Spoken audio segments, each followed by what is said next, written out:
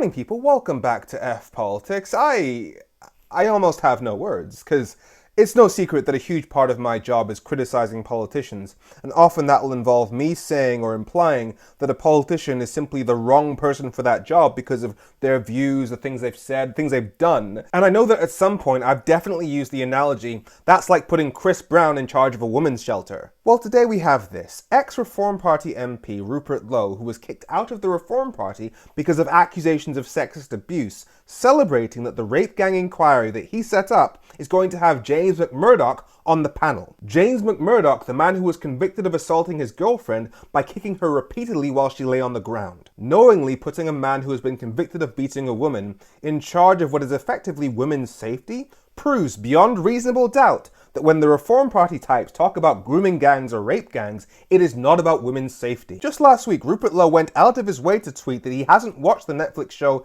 Adolescence and doesn't care if anybody watches it. Going out of your way to say that you don't care about the centerpiece of the biggest conversation around male violence against women and the ideologies that drive it that the UK has seen in generations? It is not possible to scream any louder with more of your chest that you don't care about the safety of women. Like, the whole rhetoric that people like Nigel Farage and Rupert Lowe have been using around grooming gangs is that nobody's taking this issue seriously and we have to protect our girls. Meanwhile, Rupert Lowe is celebrating putting a convicted woman beater in charge of the rape inquiry. Richard Tice explicitly said he didn't believe the victim of the convicted woman beater. And again, the main focus of everything that the Reform Party types are saying when it comes to grooming gangs is about Pakistani men. What the grooming scandal shows is we have had open door, unrestricted immigration to, in this case, Pakistan. And Asian men make up less than 4% of all sexual offences against minors. So by only focusing on Pakistani men, they are literally providing cover to 96% of offences against children. Like, I've been saying for a while that I am done giving the benefit of the doubt to anybody who supports Nigel Farage or the Reform Party's agenda, especially since they admitted that Brexit is making people poor